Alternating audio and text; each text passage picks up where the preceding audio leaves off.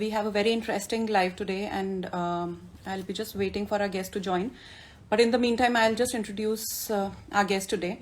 So she is Roxanne Gould, and she is an idol who defies age at the age of 62, and she doesn't look like 62 at all. She has been living by the ancient principles of ageless living, which are coming from macrobiotics and yoga. And this is quite interesting for me also because she's an American living by the Indian standards of maintaining herself, which is what I'm quite keen on, talking to her about. Okay, and so Roxanne is also a fashion model from Hollywood. She is from California, and she's industry's first successful gray hair model. She has been the face of many international brands and has appeared on covers of variety of international Vogue magazines. She grew up at a time when smoothies started to become popular in the West, and so she's lived that way of life. And she, at very early age, she realized that food either makes you sick or makes you healthy. Roxanne is also a macrobiotic practitioner. She's educated in macrobiotics as well as in yoga, and she's been living by macrobiotic and yogic way of life, which has helped her prolong her modeling career. So I'll be looking forward to Roxanne, and we'll take our conversation. So I will just accept her request. Hi, Roxanne. Hi, how are you? Hi, Deepthi. I'm very excited to be here with you. Yeah, same here. I'm so sorry. I just let you in a little later. I was just introducing you to the audience first before, we see you actually. And you look great. Thank you. So do you. Oh, thank you so much. So, we are really looking forward to know your journey because the kind of career that you belong to and the kind of place that you belong to, still living by these ancient principles, and specifically what interests most is that you've also been into yoga, trying to, defy age, living by these ancient principles of being ageless. So this is what our conversation is going to be all about. But before that, I would really want you to help us understand who you are before I take up my questions with you. Absolutely. I wish we were actually in the same room together enjoying a cup of Oh, I wish so. Yeah, maybe someday. That would be nice. And I Yeah. have here my little rose lavender mist, so it smells very nice. I think nice. it's very important to nourish the senses. And I have a beautiful bouquet of flowers on my desk. So looking at beauty, smelling uplifting scents is very important also, as well as diet. What we have to nourish every one of our five senses. Exactly. What we listen to, what we see, what we smell, what we taste, what we feel. And this is something that needs to be incorporated every day. And this is very conducive to being healthy. And more about me, to answer your question. Mm-hmm. Yes. We can get into that more. We have some time. Yes. Like you had mentioned, I had, my mother was very important as far as introducing me to the importance of food. And when I was a young girl, she was one of the first mothers I knew who made smoothies, but not like the smoothies we have today. We're like, you just posted something with the antioxidants. Yeah. The green. Yeah. Yes. Yes. Yes. I keep doing that. Yeah. That is so wonderful.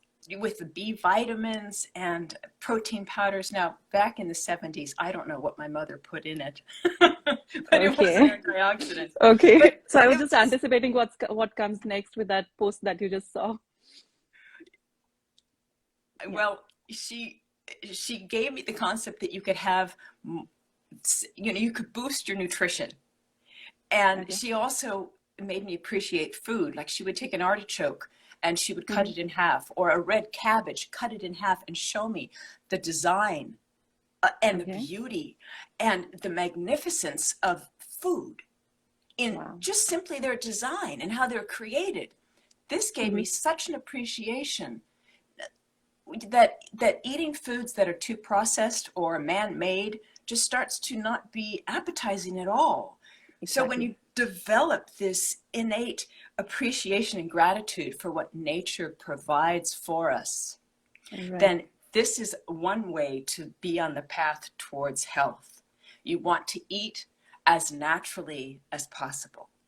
Exactly. So I guess you come from the times when things were not very science-backed, but more of an intuitive science where, the ancient people actually knew by their intuition that what is good for us and what is not good for us, right? That's right. That's right. In California, that was kind of cutting edge back then, but it did. I'm sure. Yeah. Yes, yes. Yeah. And I'm glad that I was exposed to it because it opened my mind to, I think it was Aristotle who said food is medicine and let medicine be your food. Hippocrates. Yeah. Hippocrates. Yeah. There you go. And it's so true. Yeah. And I tend to want to heal myself if I have an ailment with food rather first than going to a doctor. Mind you, doctors are wonderful and necessary and needed. But Mm-hmm. even my mother was like that. Let's see if we can just see what's in the kitchen to cure what ails you. And more times than not, that's what Mm-hmm. was needed to help with improving the health. Right. Ah, Exactly. So yeah. no, but I must say, whatever you've learned, whether it was the intuitive way and not backed by science, and it all shows that you're who you are at this age right now. So, I mean, that's a big motivation for all of us that not always we should be looking at what science is coming up with. It's more of your own intuition coming up with you yourself knowing what foods are good for you and what not, what are not good for you. Right, listening to your body. What is it saying? If you eat a Yes. food and you have a reaction, like you might sneeze, or you might get How a do you feel? how you Yes. feel. How do you You feel? might get a quick Exactly. little headache, and sometimes people don't associate that quick little headache with something you just ingested. So I'd Exactly. like to point that out, that when you do have these silly symptoms that just come and go, that are fleeting, that you might not even, comment on to yourself. You just might think, oh, that's nothing. It's something. It's your body talking to yourself. Exactly. Exactly. So, Yes. Roxanne, my first question to you would be, most women globally are totally unaware of the fact that each woman has the power of creating beauty from within herself. You don't actually need to go out and look for those maybe temporary solutions or the solutions which are more on the external side. And I must say, you are a living testimony of what we are trying to, kind of talk about, whether it be foods or yoga or lifestyle. So just tell us, what is your secret to being ageless and, how you have been living by it for years and years now. Also being into this kind of a career that you are in right now. Yes, that's a really good question. It's so important to keep evolving, keep learning, keep understanding yourself. When your needs change as Hmm. you change. What you ate as a toddler is different from what you ate as a 20-year-old. It's different That's when true. you're different when you're a pregnant woman. Hmm. What you eat is different when you're an empty nester, and that's okay. Hmm. What worked then doesn't necessarily take you through your life. So it's a constant learning curve. Yes. It's not an arc where you get to the top and you think you know it all, and then when something Hmm. goes wrong, you try to scramble back up to the top of the arc. No, it's an incline. You're always evolving, and it's up to each and every one of us to understand what it is that our needs are at this moment, and it Yes. helps with an outlook on life, to be fresh, to understand, well, today's new, what do I need? Like the weather changes, so Hmm. today I need an umbrella. Today I need flip-flops and not Exactly. boots. So it's the same thing Knowing with the energies, which energies are going on, whether within you or outside you. right.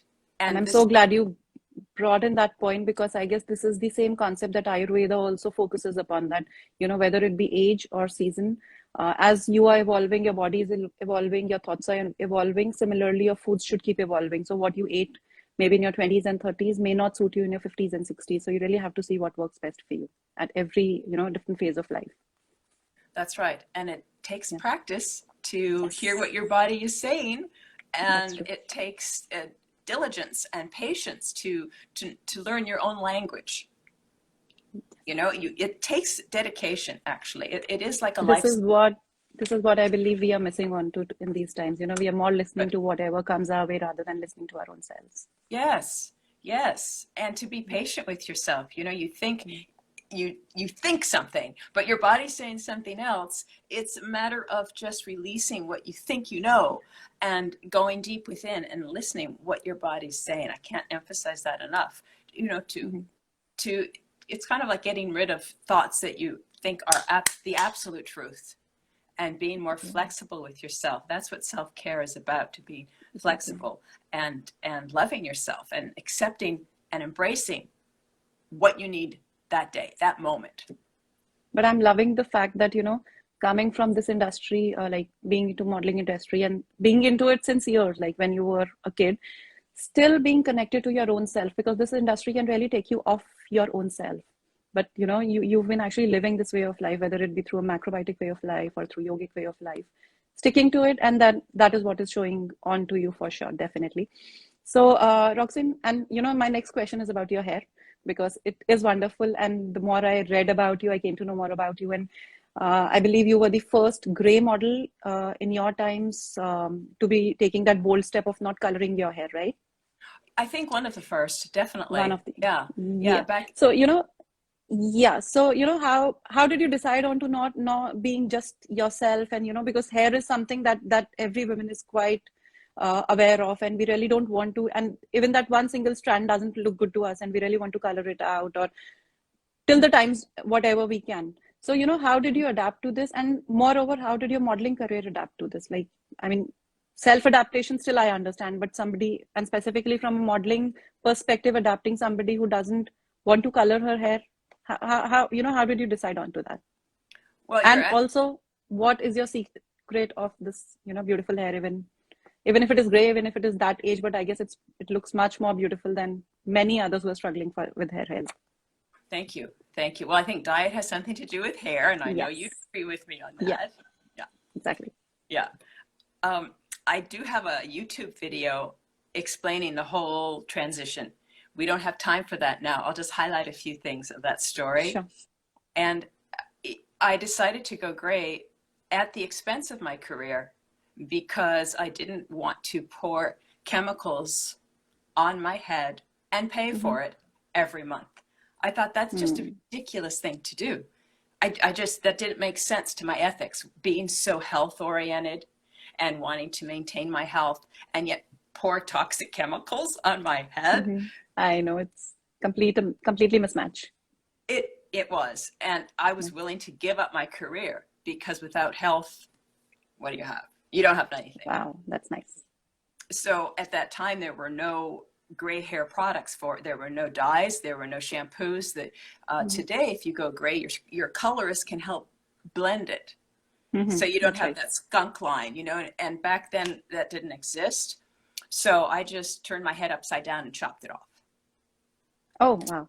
Yeah, it was extreme. And it was liberating, and it was empowering, and it motivated and inspired many others to do the same. Of course, it grew back in a lot more healthy because it wasn't suffering from all the chemicals. And This was back in which year? Pardon? This was back in which year? This was back in the 90s. 90s, wow. And it was a bold step at that time, for sure. Yes, it was a very bold step. Yeah. And I thought, okay, my career is over. And yet, bless her heart, I had an agent who said, let's just take some pictures. Let's just test. Let's just see how you look on film. Let's just try.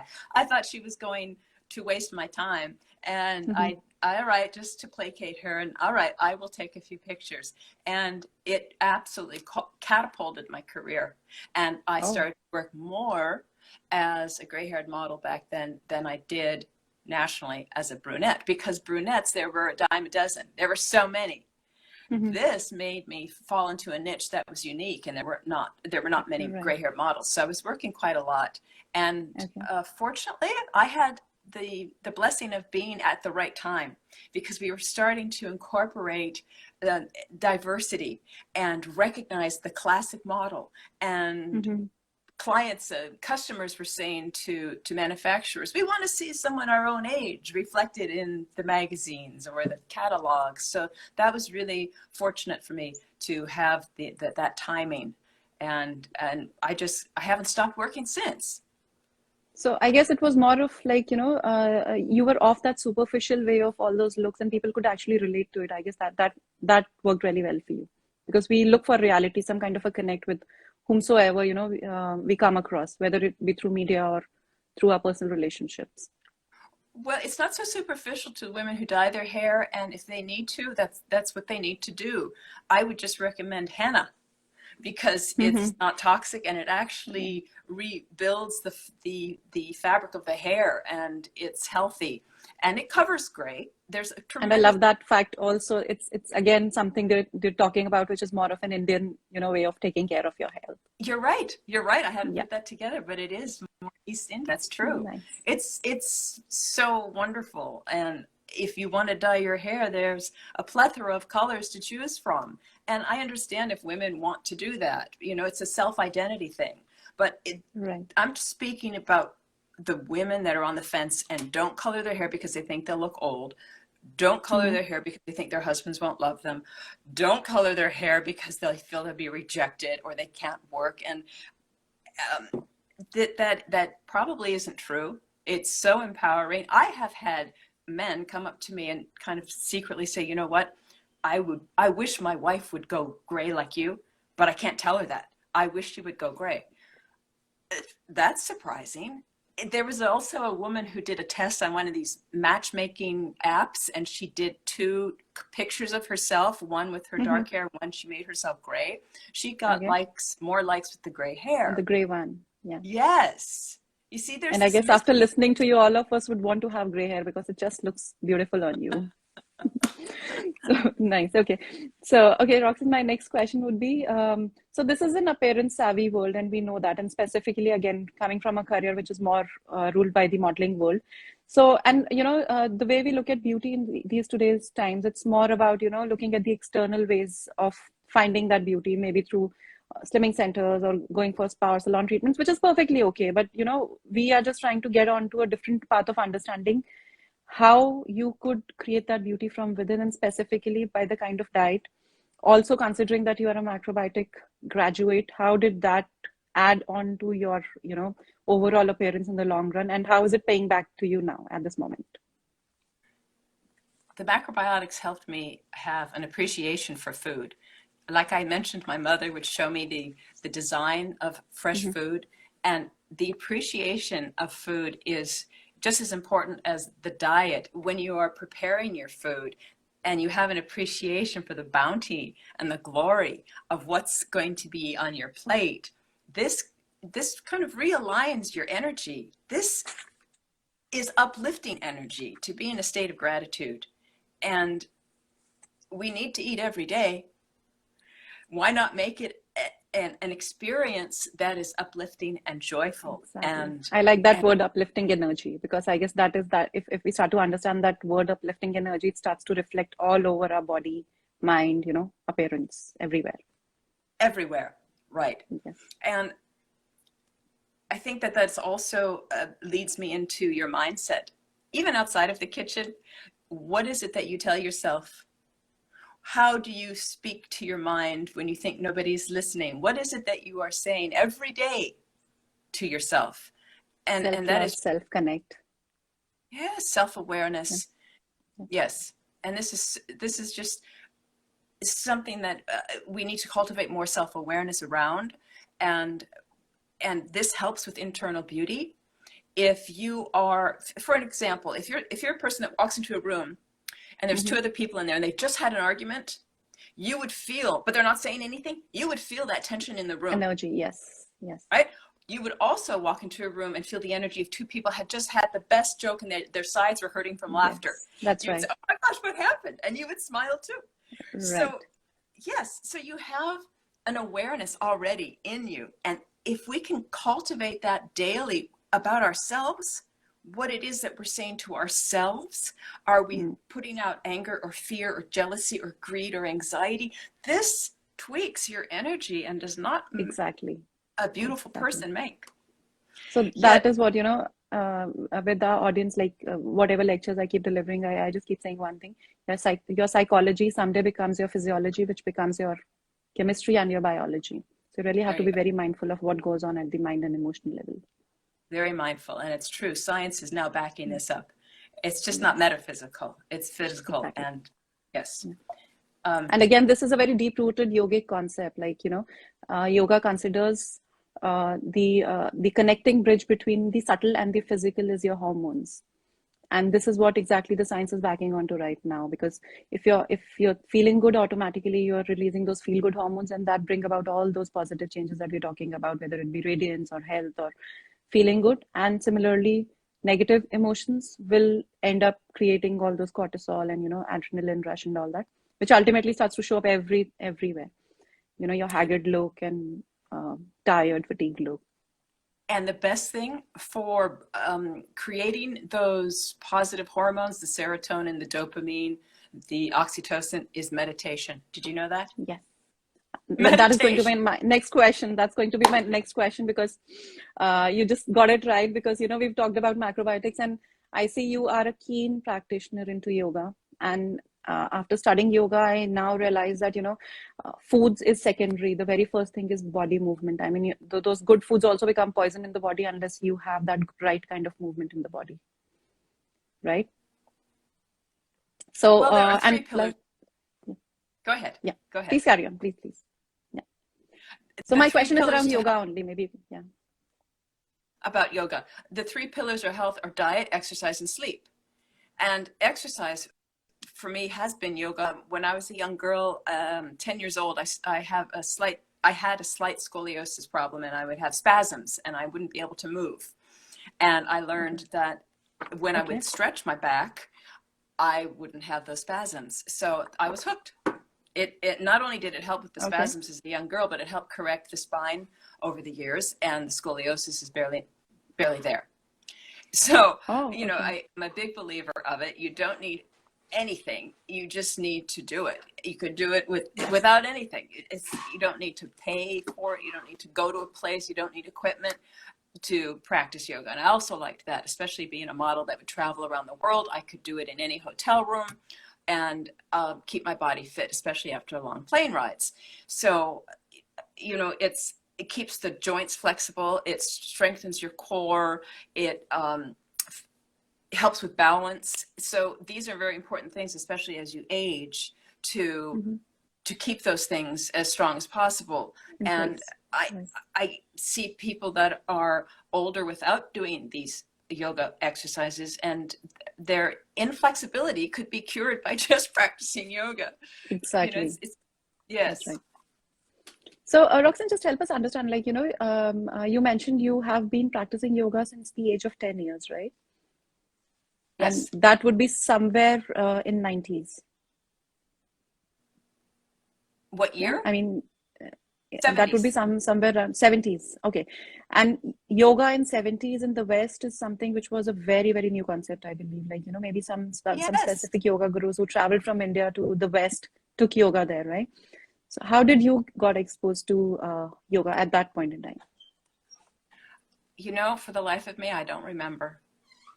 I don't remember how I found out about yoga. I just remember I was so excited about it. I wanted to teach my girlfriends. So I set up a place in our garage, and I charged them a dime, 10 cents. And, at 10 years old, most kids are as loose as cooked spaghetti. They didn't get it. They were a big deal. It's so easy. So, that was fine. I didn't teach them again, but I was so thrilled about it. And I don't remember how I got turned on to it. I really don't.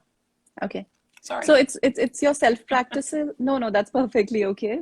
Is it your self-practice that led you here where you are now, or in later years did you actually get on to the professional practice into yoga, or maybe a teacher's training, or some learning into yoga to reach where you are right now? Oh, sure. I had the benefit of learning from the best in the world. Having lived 30 years in Boulder, Colorado, yoga was a big deal. And one of my teachers there who taught Ashtanga yoga, I practiced with him for about a decade. And then I went to many yoga retreats and practiced with other exceptional teachers. And I went to I've been to thousands of classes. When I would travel, if I had time, I would go to the class in town. And I've gotten to the point where I don't need to go to class anymore. And I am now starting to post some of these tricks that I know on my YouTube channel and Instagram. I saw that, and it's amazing. These are like small little tidbit insights, which are just amazing, because, small little things we really miss out. Yes. Exactly. And it's all about alignment. And I know a lot of tricks, and I'm very happy to share it with people. I'm getting good comments because it's unusual things, tricks that I'm sharing, not the common tricks. Hmm. And I don't know why they're not common because they're so important, but that's what I'm going to be doing Exactly. So all now, these small little especially. things. So sorry, I would just want to mention, like, I have been not, very old into yoga, but it's been like 6, 7 years since I got into yoga. And for 6, 7 years, the practice has been really nice until recently. While doing a headstand, I just tend to injure my right shoulder, which is not a very big injury. It's a very small one, but everything was smooth. I mean, I just went into headstand, I came back, and for the whole day I was okay. And the evening, I just started to feel some spasms in the right shoulder. And then I realized, okay, something is not right. And then I realized, okay, maybe yoga. But I couldn't actually figure out because, when I was doing it, it was all perfect. When I came back, it was all perfect. So I still am not able to figure out what was that little gap that I missed onto, which ended up giving me that. Are you very flexible? Do you have double jointed shoulders, double joints, double jointed joints? Uh, I think I'm flexible to a good level. I mean, the other terminology, I'm sorry, I don't understand the double Sometimes shoulder. joints have Yeah. sometimes joints can have so much range of motion that we go to the very end of that, and that's too I don't far. think so And that sometimes was you the need. case. Normal. So Well, I so hope your shoulder the gets whole point is better what with I'm. some rest. Yeah, yeah, yeah. So the whole point is what I want to talk about is that those small little tidbits that you're talking about, how important these are, because in yoga there could be some small little things that you may not be aware of. You may be doing a posture, but then if you're missing on to those small little pointers or tidbits, it might just end up giving you an injury, is what I just wanted to point out here.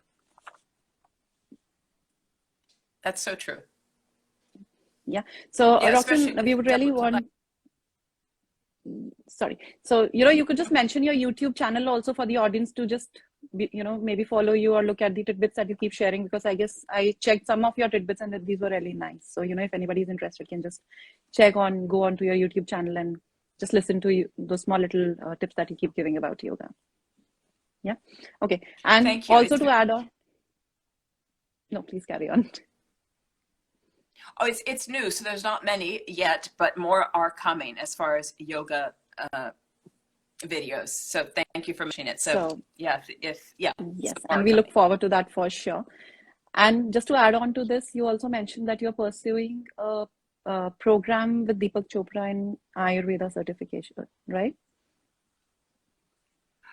Yes, You're learning yes, Ayurveda yes. right I've now. I've joined So the it's I Deepak. guess it's high time you should come to India, visit India, and actually live the culture. You studied and experienced everything. Now it's time to come back to India and actually experience where it all originates from. I would love to go back to India. It's been decades since I've been there. I would love to go back. Oh, Yeah. you've been to India? I've been to, yes, I have. I've been to Goa 5 times. Oh, nice. That's the place to be. And the other place, if you're a yoga freak, then the other place is Rishikesh for sure. That's the yoga hub, I guess, for globally. I would love to go there. Definitely, definitely. Perfect. Maybe So one let me day. know, because Yeah. Rishikesh trip is due for me also. Maybe someday I might see you there only. Oh, we should go together. Let's do Oh that. yes, for sure, for sure. Okay, so okay, Roxanne, I'll move on to my next question. Okay, so coming back to again your career, which is more from the glamour side of it, and you've been into this career glamour world since as long as you remember, which is majorly driven by again these external ways of taking care of ourselves. These maybe applying makeup or looking out for these solutions which can really make you look perfect. Again, going back to slimming centers or even Botox or surgery treatments if required at all. But the kind of lifestyle that you've maintained for yourself is very other side of it. So how have you managed to live this way, bringing the two worlds together, which are completely opposite in their own sense? Yeah, how's that for karma? I believe so, because you don't remember how did you got into yoga, and some maybe you have those seeds already sown in within you. So Yes, I have been offered several campaigns for Botox, and okay, they paid extremely well, and I refused them because I am not going to have injectables. And I also recently turned down a hair campaign in Europe hmm, that also okay, paid extremely well because they wanted to cut and dye my hair. Okay. So I think regardless of your career, it's essential to be true to your own ethics and morals. And that's the right path to be on, to be true to yourself. So I have these, golden nuggets flashing in front of my face, pick me, pick me. But it's, even though it seems like it's gold and wonderful, I know in the long run, I'd be compromising what's important to me. And life is too short for me to do that sort of thing. And I just am challenged with that regularly in being a model. Should I go get some Botox? Should I go, I'm always thinking like that. And I said, stop, that's not me, but it's in our faces as women to consider these procedures. And why is it when a woman turns, say, 30, 40 years old, she's just thinking that that's the next step? That's obvious. That's what she has to do. And yet it's not. It's not written anywhere that that's an essential step to being a woman at a certain age, to go get injectables. That's a fallacy in my mind. So I guess you've just picked that point, right? Because that is going to be my next question. And I guess that's a wave that's going on, at least in India, where, we do see that a lot of women, as soon as they get into their late 30s and 40s, really want to get their maybe Botox done, or, want to do something about their face, and getting into all those injectables that you're talking about, without realizing that late 30s and 40s is a time when perimenopause starts to set in. And then that brings about a lot of aging issues. If your lifestyle is not good, if your diet is not correct, do whatever, at the deep internal level, you are going to age way more faster. So that brings me to my next question. You are 62 right now, but I'm sure in your maybe, 30s and 40s, I'm sure you must have struggled with all these symptoms of perimenopause and menopause, which also bring about a lot of aging issues, as we just mentioned. So how could you manage to, again, be into this kind of a career and still be able to maintain yourself while living through all these perimenopausal and menopausal years? Before I answer that, I just want to comment that I read recently, if you have Botox on a regular basis, you need more each time to get the same effect. Exactly. That's right. And the expense that women go to. If it makes you happy, fine. But don't do it because you think you have to. That's not fine. If you're pleasing yourself, that's important. But if you're doing it to please what you think others want to do, I would consider not out of social pressure, for sure.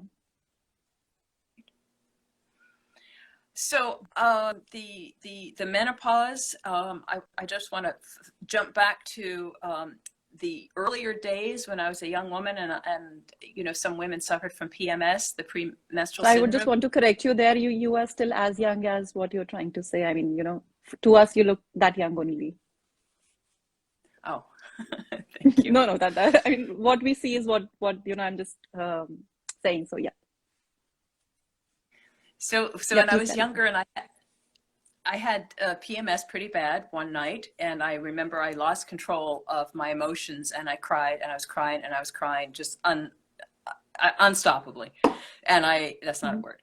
And I went to the mirror, and I was so shocked to see my face deformed from all the tears, the puffy eyes, the red bloating, it was just a shock. And I promised myself at that point never to let the PMS get the worst of me. And I did some studying there. And I realized when you have too much salt, sugar, caffeine, and alcohol around that time of the month, it exacerbates the PMS symptoms. So I started to lessen the consumption of salt, sugar, caffeine, and alcohol, and the PMS was controllable. And I realized, why not do it every day? Why do I have to do it just once a month? And this again helped correct my feelings and emotions. And that's when I dove deep into macrobiotics. And I bet that helped with menopause. It was like for me, it was like a non-issue. I didn't have the bad suffering of menopause. It was very, very simple. And I think diet had a lot to do with it. So I was just about to come to that, because you just mentioned that you started cutting down on sugar and salt and all these extreme kind of foods, which macrobiotic talks about really strongly about, like, maintain the balance between yin and yang. Don't go to the extremes of extreme kind of foods. I guess that's where actually the secret to what we are trying to bring about lies there. Like, being just in the center, in the balance, and automatically you can be really ageless just being in the center right there in everything that you do and think. Yeah. And it's important But for men that's a too. great, We're talking about menstruation, but yeah. men Yes. need to understand as well. They are just as affected by extreme foods, right? Yeah. Yes, exactly. So, but thank you so much. I guess that's really a very good insight coming from somebody who's actually lived it very smoothly and normally, because specifically in India, what I see as a part of my practice as well, a lot of women, I mean, I would not be surprised if it's like 1 out of 2 women having PCOD or PCOS in their early 20s and 30s.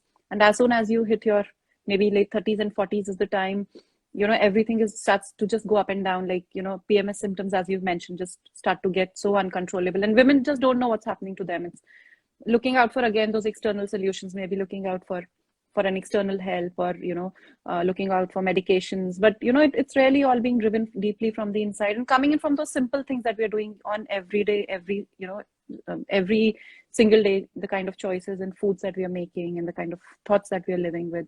So it's more of a mind shift again, as you mentioned, that can really help there, which is a good point. Thank you so much for raising that.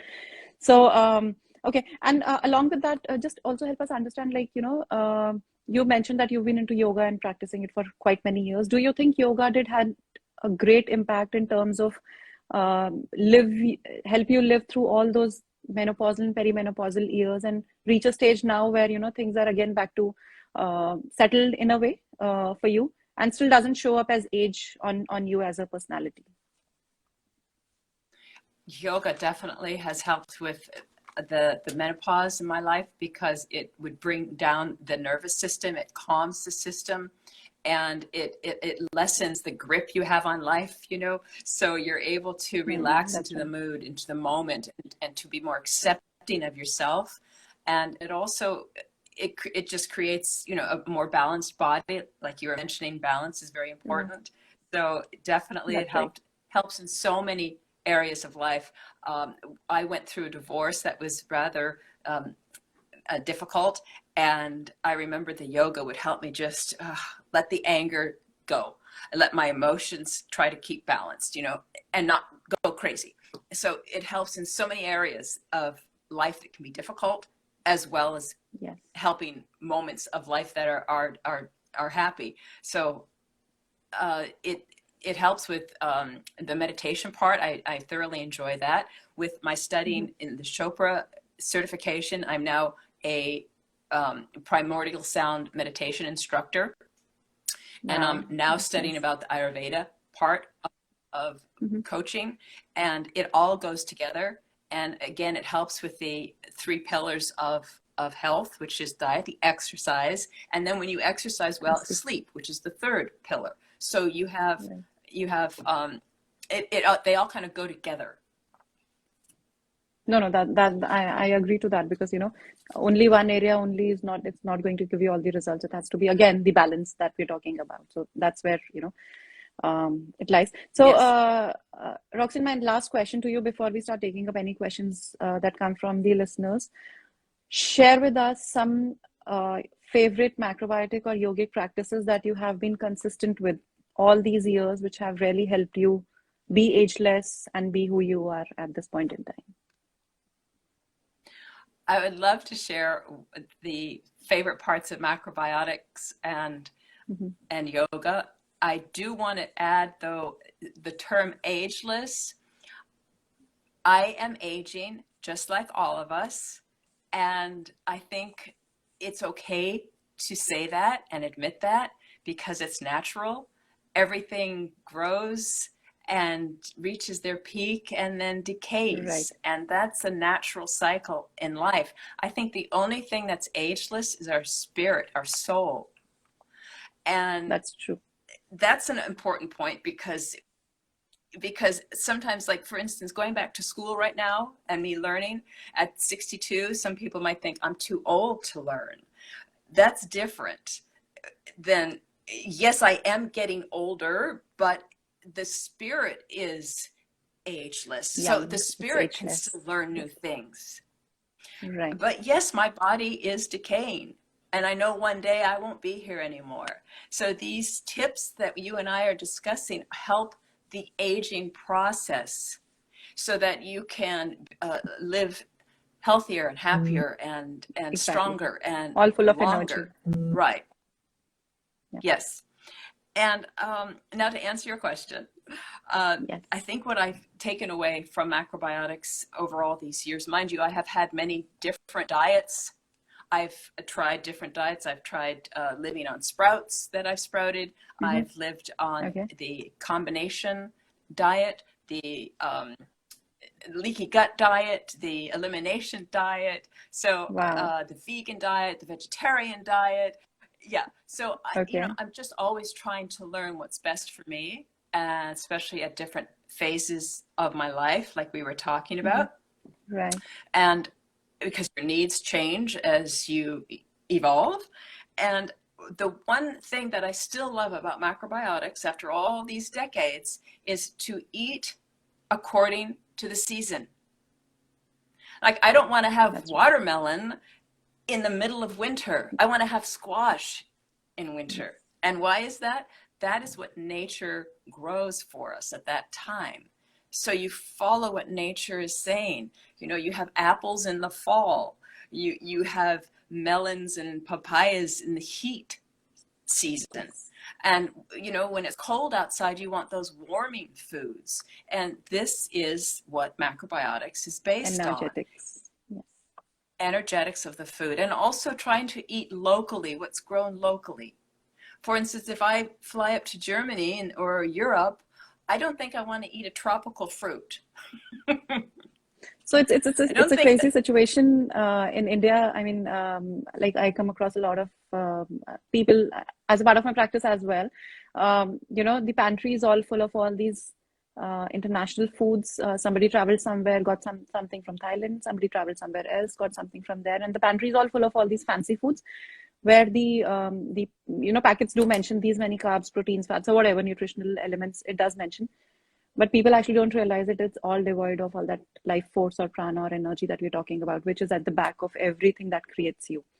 Rest all is all a superficial layer of what you call it calories, you call it proteins, fats, carbs, whatever. But it's what your body builds onto on top of it is the energy. And I'm so glad you brought in that point. Yeah. Good. Then you asked about favorite yoga practices. postures. Yes. Postures or practices, maybe, morning practices or maybe some cleansing practices, because yoga is much more than those postures that we're talking about. And of course, meditation is a huge step to take when it comes to keeping yourself ageless. So, when it comes to yoga, what kind of routine do you practice or like to follow to kind of flow through the day rather, not just about postures, but how do you flow through the day when it is about yoga? Like morning is all about cleansing and, activating the body. Evenings is more about yin side of life, more relaxed phase of the day. And, so how do you like to practice yoga? That really keeps your energy levels up. Let me put it across that way. Good question. And I'm not too strict on this because I think every day is different. And yet what I am implementing more and more after my morning meditation is this morning yoga, which is to just wake up the body. It's not too strict with a routine. It's just like, moving the joints and circulating the hips and, up and down on the toes, just to wake up the body. And it's not what I would call a practice, because I don't have my mat out. I don't put on particular clothes. I just, it's like the first thing in the morning. So I don't put too much thought into it. I just move my body, arms overhead and lateral stretch and hip movements, and then rotating the knees and stretching the legs forward bends, just like that. Really simple. And I'm so glad you brought in that point. Because a lot of people think yoga is about getting ready. You really have to be pre-prepared before you start getting into that practice. Like, your mat should be ready, your apparel should be ready. And then, so it's not about that. It's about movement. You can do it anywhere, anytime, right? Oh, I had so many classes that I would hurry to go relax. Which is very important, I believe, Crazy. because it's not about movement. We are already doing a lot of movement. It's about right movement and then getting back into that mode where body learns to be in silence and being relaxed. Which is so important at the end of the day, especially when we take in so much information and we're always on and stimulated. It's very nice to get into that yogic frame of mind where you turn off the world and you are on your mat. This is what I do. And I love the breathing that calms my system, and I love getting deep into poses. So I prefer Hatha yoga, which is the type of yoga, which I'm sure you know, but I'm telling for the listeners. The Hatha yoga is the one where you hold the poses.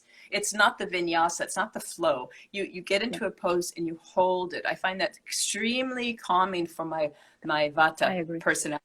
It just brings me down a notch, and I find that extremely healing for my nervous system. And after I'll practice for 30, 40 minutes, I will feel rejuvenated and balanced and calm. And I like to do poses also that are opposite from what I seem to do a lot during the day, which we all do. We do a lot of forward bends on our computer, driving, preparing food. It's just normal. We bend over forward the most. So I like to do the backward bends, the opening up of the chest. I like to do lateral bends. When do we do laterals? The sideways. We hardly do that. We hardly do that. Yeah. We hardly not do even that. twists, not even twists, which are so important. That actually is my favorite. Madhyastrasana, the seated spinal twist, because there's two things that I love about it. One is that it massages your internal organs. Yes. Like no other pose. So when it comes about, when it is about obesity and weight loss, I mean, that comes to me as an irony also. People are doing anything and everything when it comes to foods to lose weight or to get rid of obesity, except doing the simple practice of practicing twists every single day and really diligently to strengthen these systems, and automatically the body will get into its shape on its own. Yeah. Fascinating. Maybe that's why I've been able to maintain my same weight all my life. Along with all of the other reasons that you just mentioned, and specifically with the beautiful mind that you have. I guess that's the key, where everything is being driven from, for sure. So I'm sorry, Definitely. I just stopped you there. Maybe you can just continue about, you were talking something about, yoga practices. So you can just help us understand it a little more. Oh, I had one more thing to say about the spinal twist, why I like it so much, because it massages those internal organs, and also your arms and your legs are bent, which makes the blood flow a bit constricted through the veins and arteries. So it massages the heart to pump the blood, and then, which is healthful. Then when you get out of the pose, it's like the floodgates are open and the blood just flushes through your arms and legs. And I love that feeling. That's amazing. I just love getting all out. Yeah. Yeah. It's an amazing feeling. I'll talk of one very interesting experience. When I started doing yoga, and I was doing teachers training initially. And so, the practice hours used to be like almost 2 to 3 hours on the weekends. So every Saturday and Sunday. And these 3 hours of practice was like a continuous practice. Like, we used to start at 11 and we used to keep going and going till 2. And for me, I was not a very athletic kind of a person since the beginning. And when I got into yoga, I was maybe in my mid-30s. So for somebody who hasn't ever moved her body and starts to get into yoga with 2 to 3 hours of practice was like, it wasn't easy, frankly. And a lot of body took its own time to open up. And I remember those were the times, like, I used to have alcohol initially before I got into yoga and macrobiotics. And later my body didn't wanted it. Like, my body started communicating and telling me, okay, if you have it, you will not feel good. So gradually I gave up onto that. And when we used to go to our friend's place, and they used to offer me alcohol, and they were not aware, like, I've gradually gotten into giving up all of that. And those were the times when I was practicing 2 to 3 hours of yoga. And so they used to ask me, like, you just have it, you'll feel relaxed. And I used to in return tell them that, why don't you practice 2 to 3 hours of yoga continuously, and you will feel it takes you to the similar high what alcohol takes you to. So it's the similar feeling, but I'm getting it through yoga and you're getting it through alcohol. That's So wonderful, isn't it? Isn't yeah, that an yeah. easy discovery? So it's yeah, it's like, it takes you to a state of just calm and peace and zero thinking, which alcohol also brings you to a place where, but it's a negative way of doing so, and yoga is a positive way of doing so. So that's what I realized. It's almost a similar feeling where why not do yoga and get into rather than getting into alcohol and all. So that was something very interesting realization for me that happened at that point in time. Yeah, great, Roxanne. That's an I think I'm amazing done. realization. Yeah. So for somebody who's listening would like to try it out, I would really recommend just see, and you will feel what I'm trying to say here. But it's something like that, because your body just opens up to an extent where it's so liberating. It's, as you mentioned initially, it's just liberating. So And to okay. have these practices, to do these practices for years, just not to try it and feel good and say, hey, I did it, but to make it your lifestyle. The benefits are tremendous. The benefits are life-changing and for the better. For the better. And you get addicted to it. It's the similar theory. Like the day you don't do it, your body knows, something is missing there. Right. Great. Good point. Nice. Yeah. So Roxanne, I think I'm done with my questions, and it was really nice talking to you. No, okay, I have one last question which was not planned, and it's like, random, that's just clicking to me. So what would be your advice to women who are still stuck into that vicious cycle of figuring out, what do I do about myself because I'm aging? What do I do about myself because, my energy levels are low, or my health has started to get to a level where nothing is working for me, and for me, medication or maybe, these external solutions is the only way out. Since you've lived on to the other side or other way of life, what would be your advice to such women, specifically from the perspective of starting to look at themselves and working on the inner side of it rather than the outer side of it? I have a general answer to that question, yet I do want to point out that there are women that this isn't, what I'm going to say isn't, something for everybody. Every woman has their own needs, and sometimes they need help from other people.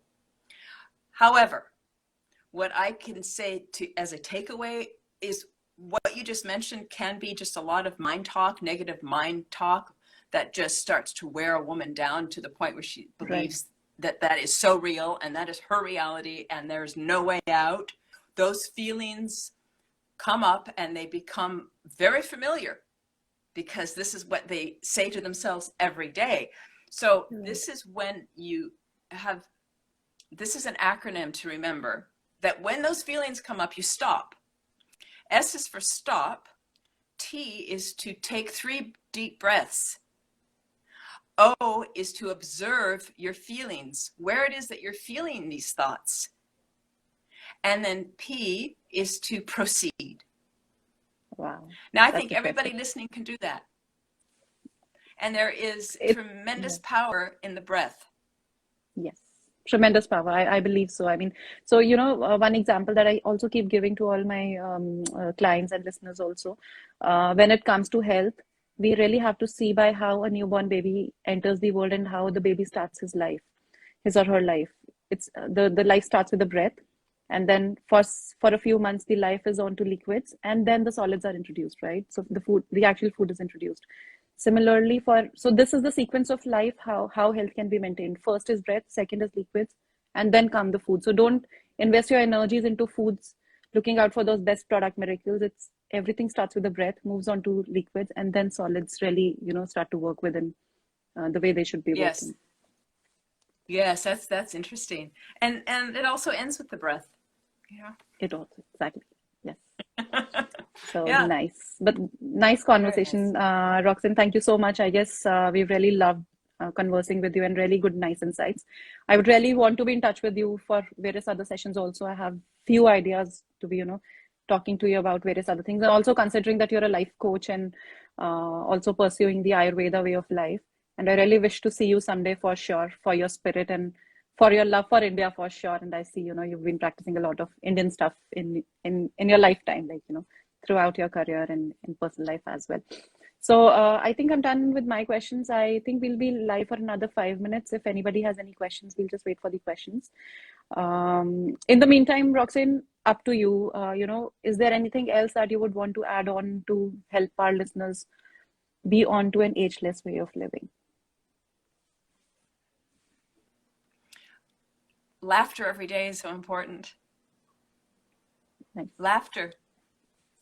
There's healing benefits to laughter, right? Even physically, how it just massages the heart and the diaphragm as you're contracting and laughing spasms. So laughter is very important to try to cultivate every day. We didn't talk about that, but that's an important one. Again, it's an emotion. It's the releasing of those feel-good hormones that you can do yourself without any outside input. Right. So I think I would really want to conclude everything by saying that who we are at the physical level or at the mind level starts with how do you perceive, yourself and the outside world, right? I mean, it starts with the mind, the way you look at things, the way you behave, or the way your emotions actually make you do things, and gradually traverses to the physical layer, where everything just starts to show up in the form of whatever we are struggling with, whether it be hair health or skin health or body health or whatever. So, Roxanne, I think we have a few questions coming in from somebody. Yes, I see the one about vitamins after 45. I'm not a doctor, and it's important to run these things by your doctor. And I can talk from my own personal experience that sometimes they just made me feel good taking them, and just knowing that I was taking them. When I would stop the multivitamins, I didn't feel any difference. Changes. I take vitamin C every day because I'm a big believer of vitamin C. And also the excess that accumulates in the body is urinated out. So there's no problem of overdosing with vitamin C. And I hope that answers that question. I think a balanced diet is enough, personally, for me. But please, if you need to talk to your doctor, do that. No, but I agree to that, because that's what macrobiotics also teaches. The moment you start to understand the balance, then you don't need to get into this haywire ways of how many calories, how many proteins, this vitamin, this, that, and it's all about balance. That's right. That's right. Yeah. And I think another question was about veganism. I do eat chicken. I was vegan, completely, but I changed to start to incorporate chicken because my body just looked at a chicken once and I thought, oh my gosh, I really want to eat that chicken. So that feel good factor there. Yes. And then I'll reach a point where I've had enough chicken and I'll be off it for a long time. I stay away from dairy products. I feel that clogs the system for me, and I notice more mucus, and I just don't feel like we're meant to eat a lot of it. But so I buy the vegan cheeses and the alternative milks like oat milk and almond milk. I think that's very cleaning for the system. That's very nourishing. So I stay away. Yes. Yep. Yes, it's nourishing, and I stay away from the dairy. I think that's clogging. And I will put my YouTube link. Yes, please do that. Yeah. Okay, I guess I can just do that in the comment section. But the YouTube is under Roxmod, ROXMOD, like my Instagram account. So you can find me there. Yes. So it's ROXMOD, right? Or is it underscore there before that? ROXMOD. MOD. Like that's Instagram account. Yeah. Yes, and you can find me there also on YouTube.